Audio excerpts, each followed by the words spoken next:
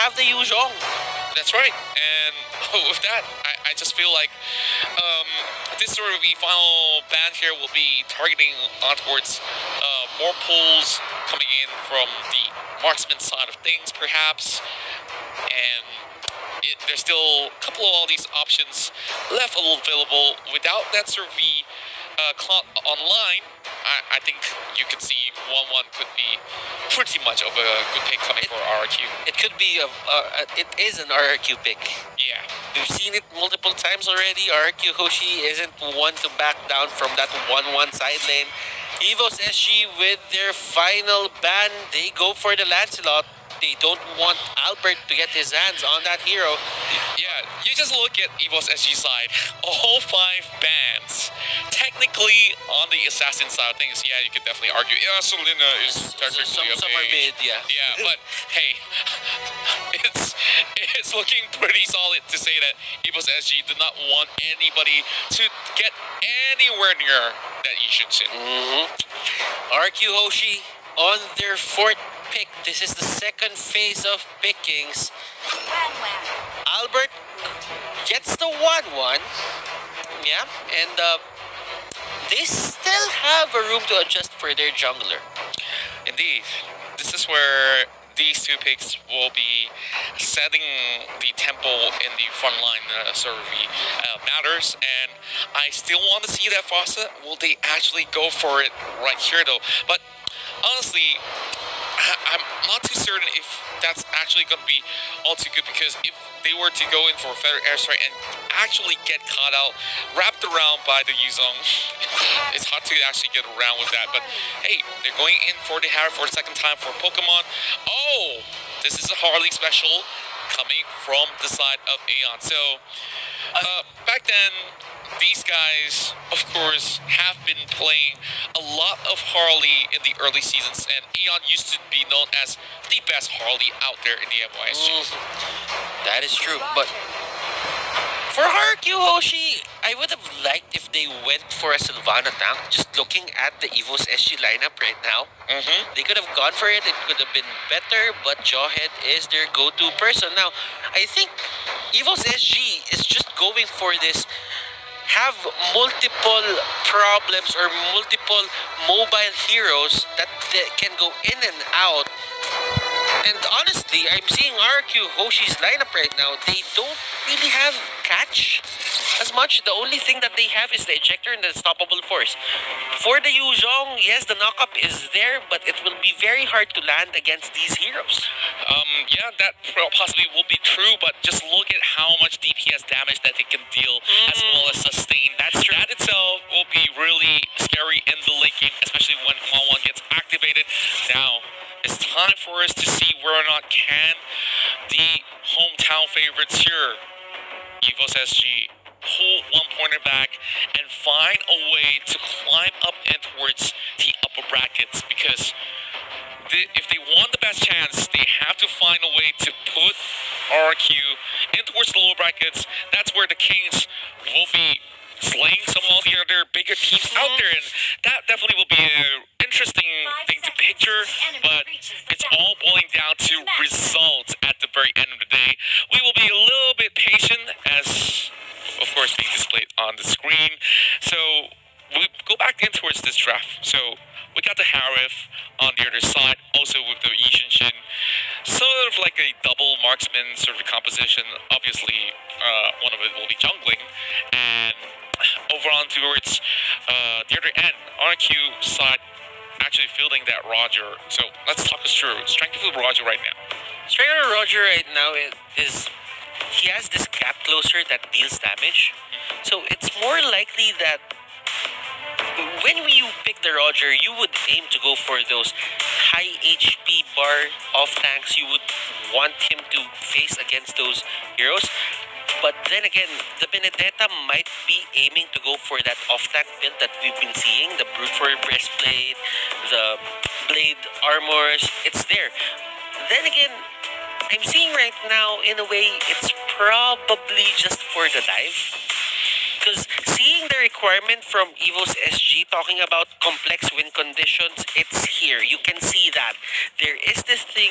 There is this thing about them that they need to scale as much as possible. Harith needs to scale. Harley somewhat needs to scale as well. Yeah. So everyone just has this need to get their core items first before they can fight. And with Roger, as long as you have the orange buff on your side, you will deal a significant amount of damage, especially in wolf form. That's right. All the buffs will be relatively important, as well as whoever gets a hit in terms of levels will be able to just get more advantages in that sort of sense. So this is a very resource-heavy game coming out of the side of Evos completely SG. agree. And with that, you gotta see from the side of RRQ Hoshi, it's relatively about the same if you ask me. R7 will be playing that Yuzhong Lemon as the 1-1. And look at this, he does not have the flicker, but he does have the Aegis.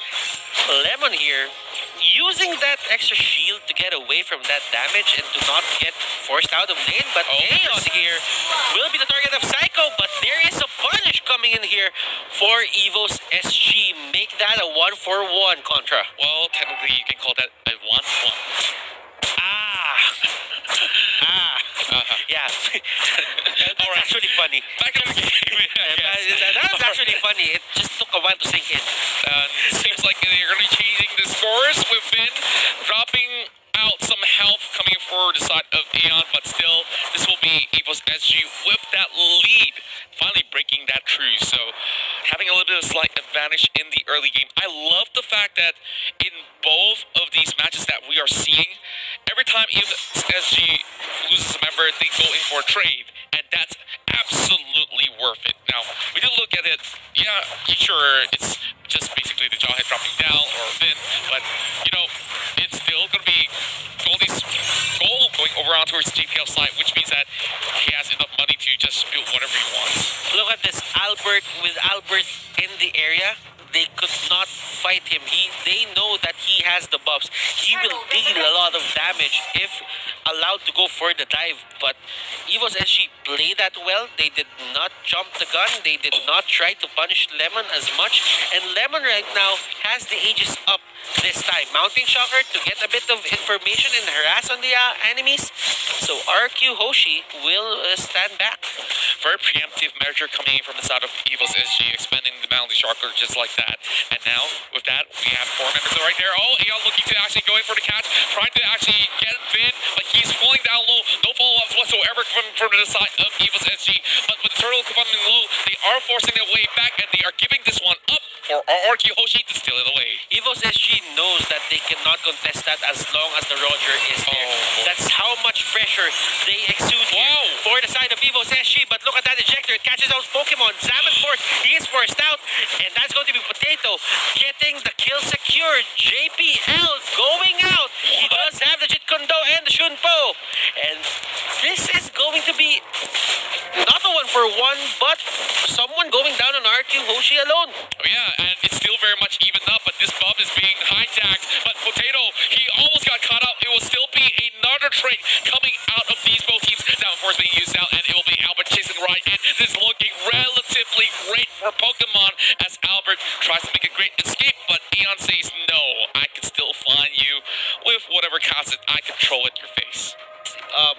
Evos SG timed that perfectly. Pokemon knew that the buff was out, so he decided to just jump in. It was the perfect condition. It was the perfect requirement for him. He had a Zaman Force. He had the capability to, just have this trade with a Roger. And Albert knew that he had to get out of harm's way, so he just tried to get away.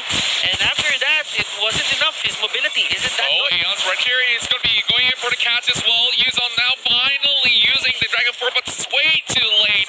Aeon has been able to find those pickups right there. He didn't really need that flame shot even in this scenario. And that's why you call it Deadly Magic, because it's deadly.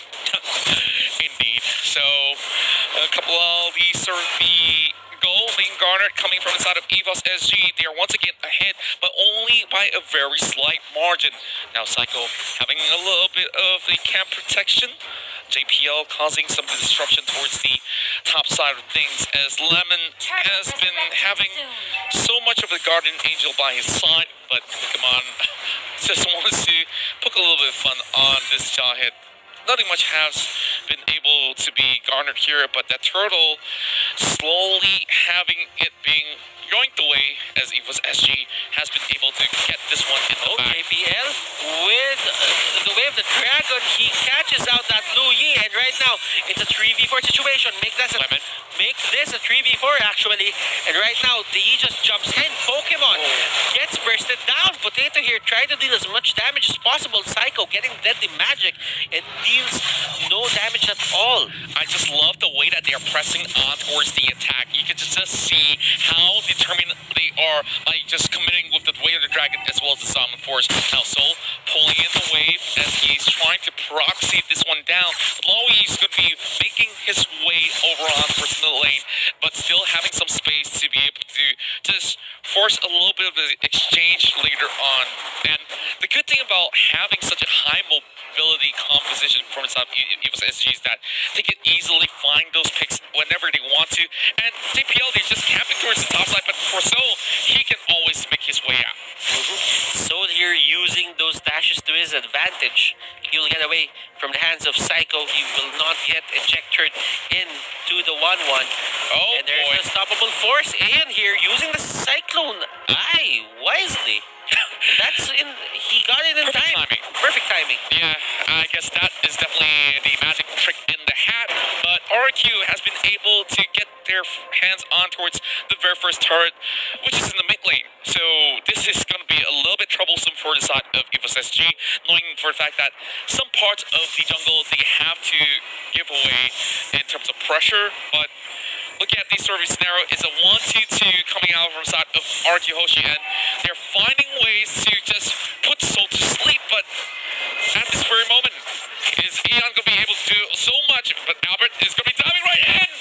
Oh my god, just look at the damage! Oh, he's going to be bursting him down, but Soul cannot do anything at all. 4 members of RRQ just marching right in, looking for JPL as well, but he can easily just use his Shinpo as well as Taekwondo to get himself back out. But what exactly would the response be for the rest of Evos SG, because they don't really get that much of an exchange other than the turret on top. Now, Albert has the Wind Talker, and with that contra, I mean, he's gonna be more confident in the dives that he will take. Indeed, and Finn this time getting caught out. Nice. Could be some of course, but it will be a little bit more eerie for him to work with. Lemon tries to go in for a trade as well, but for RRQ Hoshi, they are so preemptive in this sort of decision. Way out the dragon, just positioning their members all across the place. Psycho might just be dropped right here, as Soul has been able to garner 1 kill in the back alongside with Aeon. The rest of RRQ definitely having some Survey members being bruised up. They are being forced to retreat, but currently there's not much of an objective for them to take. Lemon still pretty much healthy at the moment, facing a 2 versus 1. Holy Crystal is now up for Aeon, and that only means that he's gonna hurt a lot, especially with his burst potential. Now, for RQ Hoshi, I really think that they need to hold on to this certain lead that they have by just taking down the turrets. They haven't been taking down turrets. Yes, they've been winning a lot of these fights, but in terms of converting it to objectives, they haven't been successful in that department. That's right, and just looking at this meta, how well it's been working. Oh, here comes the Electro being used up already by Soul, as he will be able to find his way back to safety. One great turret being secured coming from the side of Evos SG, 96 at the current standpoint, 3k in terms of build lead, and that's going to be extending once they drop this turret as well. I just love the way that they are controlling the entirety of the pace of the game, forcing RRQ Hoshi not to be getting too much out of all these sort of exchanges. They're still waiting for a time for Lemon to kick up a notch and just force his way through some of these fights. Luminous Lord is now online pretty much soon in the span of 3 minutes. And that was a timely...